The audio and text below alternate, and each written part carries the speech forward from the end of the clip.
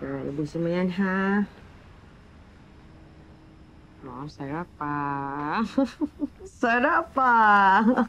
Oh, wait lang. Susunod na lang kasi, okay? Sige po, Mami. Love you. Love you din po.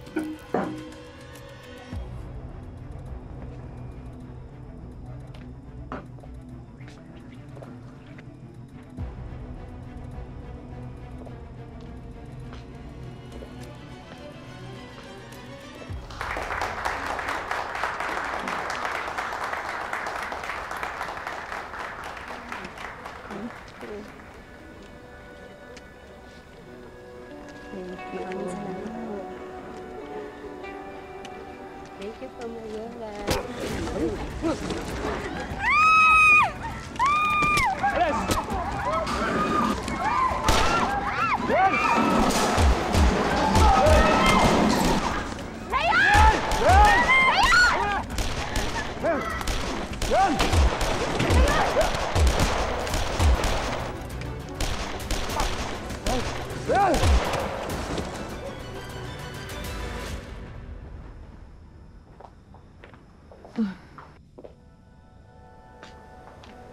Christy, stop! Stop! Ma, bakit? Ayan, tingnan mo, basa, oh. Buti hindi ka nadulas. Halika nga, Meldy! Thank you, Ma. Meldy, halika nga rito. Ano ba ito? Bakit po? Bakit nagtapon ka dito pagkatapos hindi mo nilampaso agad? Eh, paano kung nadulas si Christy? Hindi magkakaroon pa ng problema sa apo ko. Hindi ko po alam yan, ma'am. Wala naman pong ganyan kanina eh. Ako, ayan ka na naman. Wala na naman, hindi mo na naman alam. Ma, kanina naman wala yan nung pinainom ko ng gatas si Tori. Oh, eh, paano nagkaroon dyan? Paano kaya kung may nagsadya na magtapon ng tubig dyan? Ito, Ma, may nag-iwan pa nga ng baso. Sino pa kaya?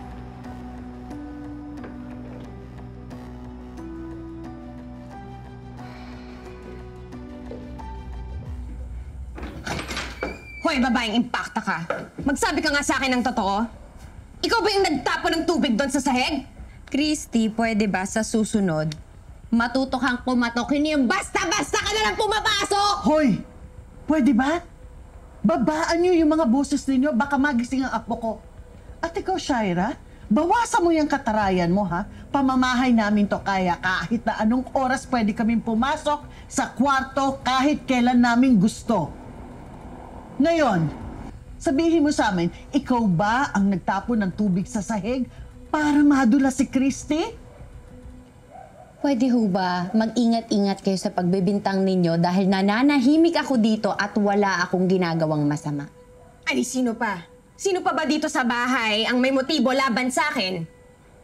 Hindi ko kasalanan kung dugyot at hindi marunong mag-map ang mga tao dito. At kung sakaling nadulas ka man, so what? Ha? Jordan wouldn't care? Kasi wala naman dyan yung anak niya yung nandito sa akin. Alam mo, Shaira, hindi lang dapat yung legs mo yung nilalagyan ng lotion eh. Dapat pati yung bibig mo at yung utak mo. Dahil ang gaspang-gaspang yung bunganga mo, pati yung ugali mo. Ito, pares. Christy! Christy, ano ba? Christy! Tumigil ka! Christy! Tumigil ka na! Ano ba, Christy? Christy! Ang ganun! Ayaw mo tumigil! Tama na! Sige! Tama! Sige na yan! Hoy! Hoy! Lotion ka na! Ano ka ba? Ano ka ba? Munti ng anak ko, ha? Walang iya ka! Ikaw dapat na naglo-lotion dahil napakakati mo! Nagpapabuntis ka ba sa ibang lalaki? Tapos ano? Tatanayan mo ako? Binilaan kita, di ba? Binilaan na kita, di ba? Di ba?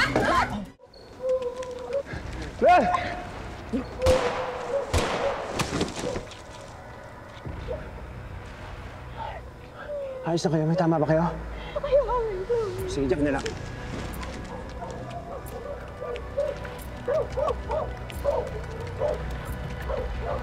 Masabi ko sa'yo, hindi ko palalampasin yung pagmamaldita mo dito sa sarili kong pamamahay! Kahit masela ng pagbubuntis ko, papatong lang kita. Hindi mo ba alam? Half Pinay at half demonita ako! Ah, talaga? Eh, kung ganon, dapat yata ay basbasan ka ng holy water para naman mabawasan yung masamang ugali mo! Sige, subukan mo! Subukan mo, ha? Para malaman ni Jordan na hindi ka santa-santita at isa kang loka hipokrita! Ako, tuluyan mo na yan. Teka muna! Ano ba nangyayari? Ano nangyayari? Ano ba yan? Ewan ko! Yan! Bigla na Teka! nagsunog dito! Ako, wala akong ginagawang masama sa'yo, ha? Ako, hoy, Shaira, huwag kang magpa-victim, ha? Eh, ikaw yung nagtapon ng tubig doon, eh, di ba? Gusto mo yata akong masaktan, eh! What? Ano ba nangyari? Anong ginawa nito? Mayroong tubig sa sahig. Tinatanong lang namin si Shaira kung siya ang naglagay ng tubig dahil muntik nang madulas si Christy. At paano kung nadulas ang anak ko? Pupunta kami sa ospital? Baka bakunan pa siya. Jordan, hindi totoo yun. Bakit may ebidensya ba kayo? Ha? Sino nakakita na ginawa ko yun? Kaya nga tinatanong ka eh.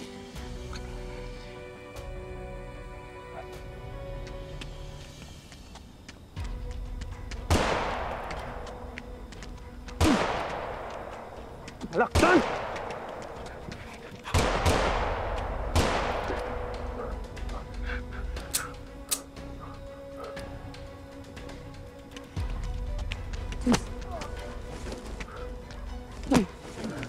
Sumuko ka na! Huwag katulan mo.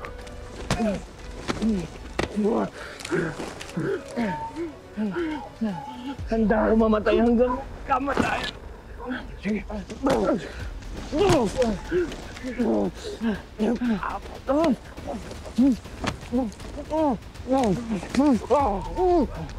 Dapat dating malakas na pinatayan.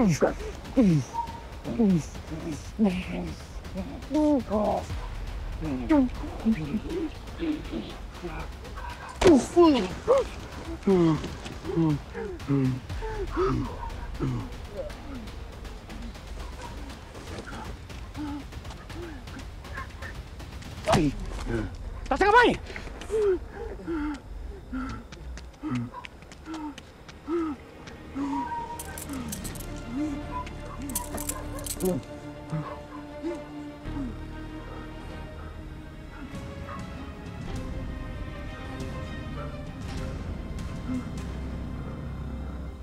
Please.